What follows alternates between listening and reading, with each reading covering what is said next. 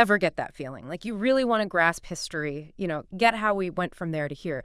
But then you hit this wall of just too much information, way too much to process. It can be overwhelming for sure. Yeah, absolutely overwhelming. But that's kind of why we're doing this deep dive. It's like your personal cheat sheet to a really key period in U.S. history, a time when the country, well, it totally reinvented itself after the Civil War and really stepped onto the world stage.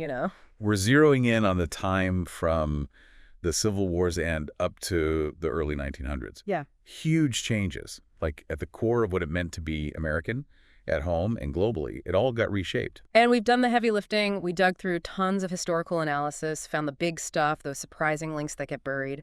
Our goal, straightforward, give you what truly matters about this era, no extra fluff. Ready to dive in? Let's do it. Okay, so Reconstruction. Let's just start there. All right, well, the South after the Civil War, totally wrecked. Picture cities in ruins, transportation gone, the whole economy, poof, vanished. Property values, worthless. And they had zero money to rebuild. That's the reality they face. I mean, that's just unimaginable, that level of destruction. Then on top of that, you've got to put the country back together. Lincoln, right, he was known for being kind of a peacemaker. He wanted a gentler way for the South to rejoin. But the radical Republicans, they were in Congress, and they had this way more, radical vision for changing Southern society. It's fascinating. Those two visions were fundamentally different. The radicals, they weren't just about putting the pieces back together. They wanted to break down the old Southern power structure completely and guarantee real political power for Black Americans. And so you get the Reconstruction Acts. Basically, the South was put under military control, split into 5 zones. Rejoining the Union got a lot tougher. Ratify the 14th Amendment. Check. Voting rights for all men, regardless of race. Absolutely. Those were the new rules. And there was a little window of time when Black men actually voted and even held office down south. But sadly, we know it didn't last. The Redeemers, these were Southern white conservatives who used threats and violence, well, they took those rights right back and brought back white supremacy. And the proof's in the numbers, like in one state, Republican votes went from 638 down to 7, just like that. A total reign of terror. It's a big question. Why did the North, after fighting so hard to end slavery and save the Union, why did they lose the drive to make Reconstruction truly just and lasting? It's complicated. There was a lot of war fatigue after years of fighting. Plus, the country was looking westward now, all those opportunities and challenges too out in the West. Meanwhile, the North was booming industrially, and then the economic panic of '73 hit, and that pulled focus away. To top it off, Grant's administration had corruption problems, and that weakened support for the feds being involved in the South. See, even a powerful push for equality could get overshadowed by other things. It makes you think, Rachel. Even when there's huge potential for change, shifting priorities and outside pressure can really derail things. And on a symbolic note, that Grand Review of the Union Armies back in '65, just imagine it. Hundreds of thousands of soldiers marching through D.C. It must have been an amazing spectacle, a real symbol of the Union surviving, even though the promise of true equality, well, it remained unfulfilled. Okay, so the nation's struggling to reunite, but there's this other huge shift happening. Industrial America is rising, and at the center of it all, railroads. The sheer size of them, how complex they were, they needed totally new ways to organize businesses. Think Vanderbilt, building these massive networks. Let's break down this idea of new business organization. We're not talking about one owner or a small group anymore. This is large-scale, complex stuff. The joint stock company, that concept really took off. It's basically a bunch of people pooling their money, sharing the risk and reward of a big project. Yeah. This evolves into the modern corporation, limited liability for investors, the ability to raise huge sums by selling stock, the development of extensive management structures. It's a total game changer in how business gets done. Absolutely. And guys like J.P. Morgan, they were key in consolidating industries through, well, what we call Morganization. Morgan thought intense competition was inefficient, so he wanted stable markets. His strategy, merging companies and putting his people on their boards. U.S. Steel was born in 1901, the world's first billion-dollar company, a perfect example of his influence. By the 1900s, Morgan and his buddies had control over companies that held a massive chunk of the country's wealth. Think about it, we're seeing corporate power as we know it being born. It's a mind-boggling level of economic concentration, and it really flies in the face of Jefferson's vision of America, that agrarian ideal.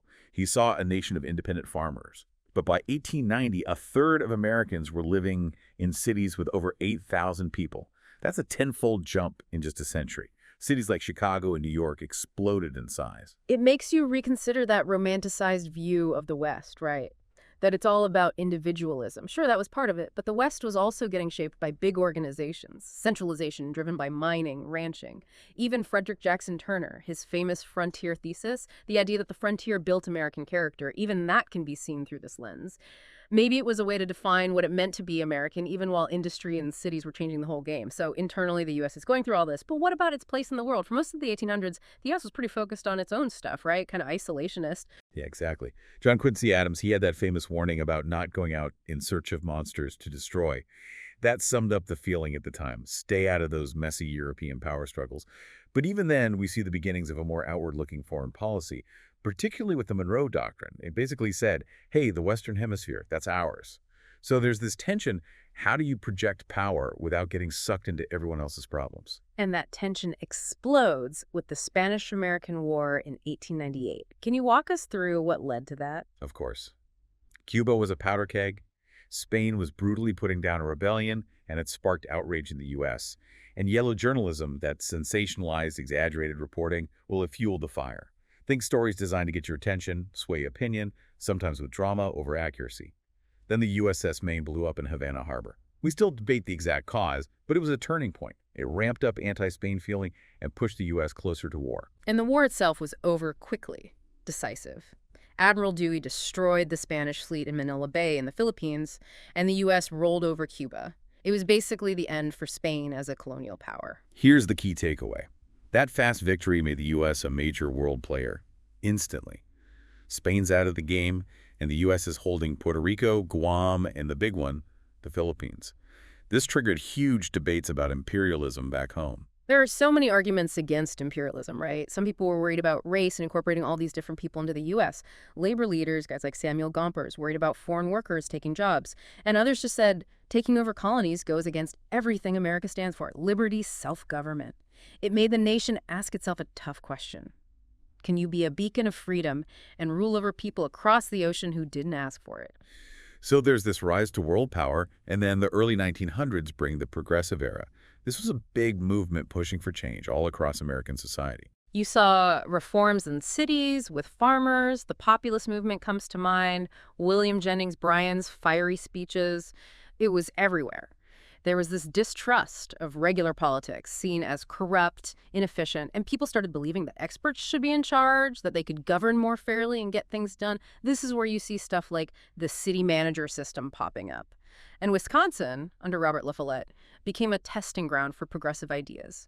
Direct primaries, regulating railroads, big conservation projects. It was happening. What's important about the Progressive Era is that deep down, they believed people could be better, that society could be improved through reason and social reform.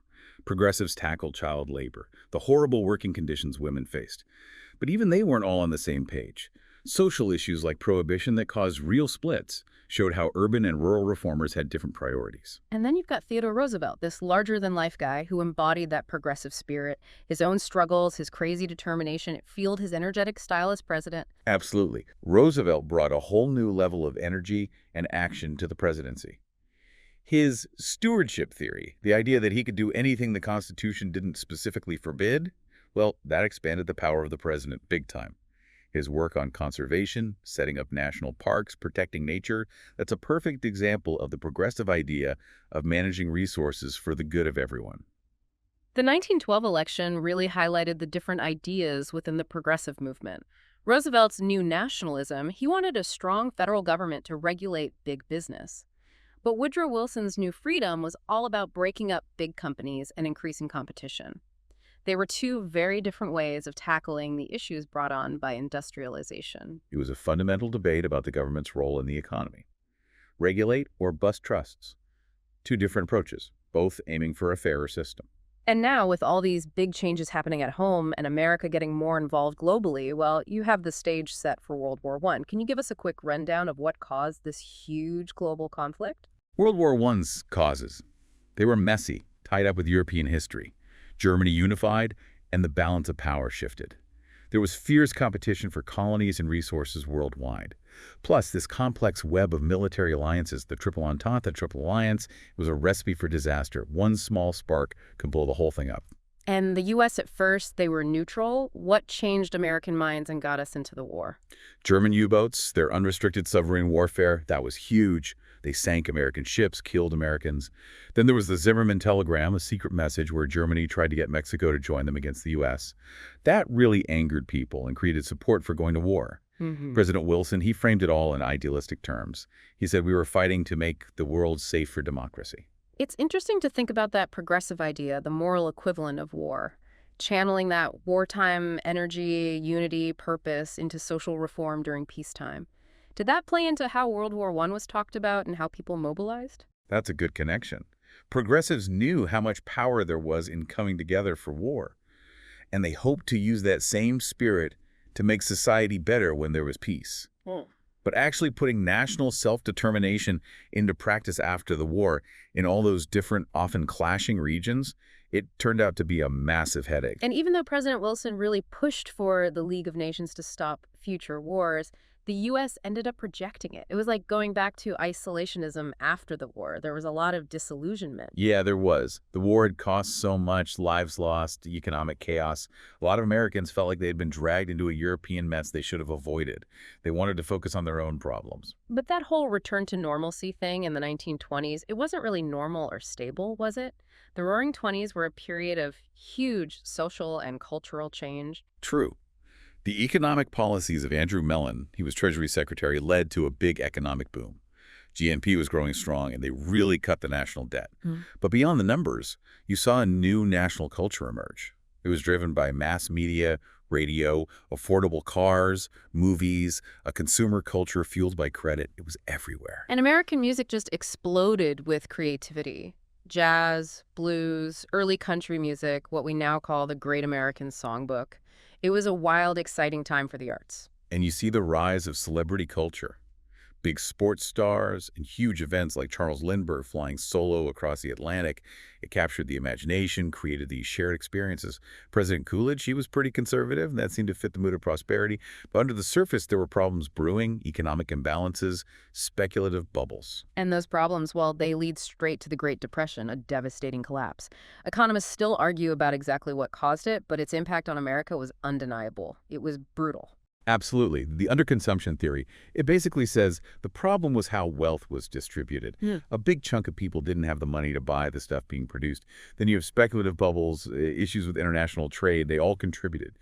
But the end result, catastrophe. Mass unemployment, poverty, incredible hardship everywhere.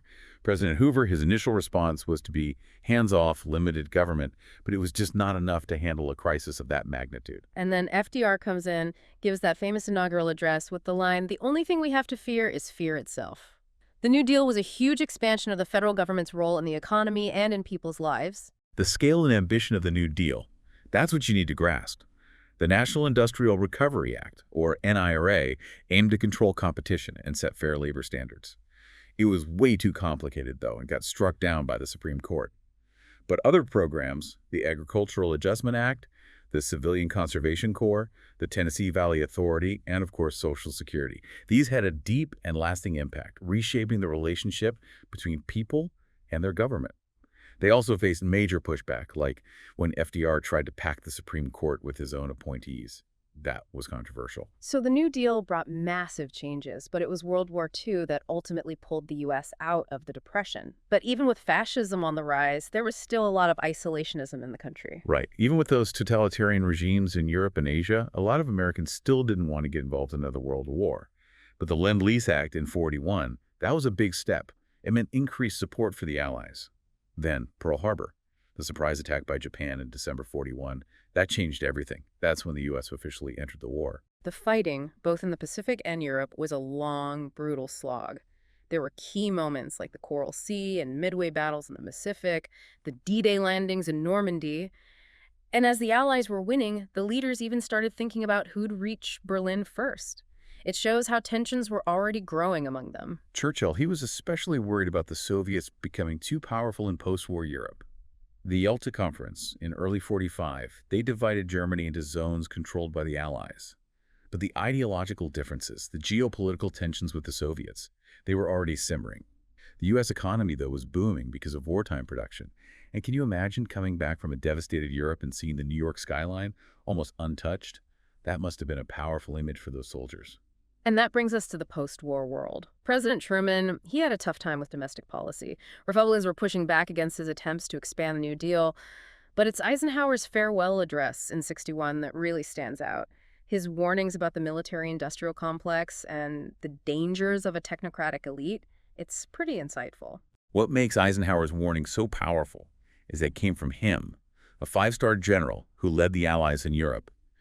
He was saying, watch out for the arms industry having too much sway over the government, and watch out for a powerful scientific and technological elite. He stressed the importance of balance, military strength and economic well-being, scientific progress, and the values of democracy. It was a call to be vigilant, a reminder of what America stands for as it entered this new world. So looking back, we've seen the U.S. go from a nation healing from civil war to a huge industrial power and a major player on the world stage, all while trying to live up to its ideals and figure out what it meant to have real power. You've now gone deep into this era and have a much better understanding of what shaped modern America. After this journey through history, here's something to ponder. What parts of this period still affect the U.S. today, both domestically and globally? Think about that tension between America's ideal and the realities of its power. How is that still playing out in the 21st century? That's a great question to leave us with. Thanks for joining us for this deep dive. My pleasure.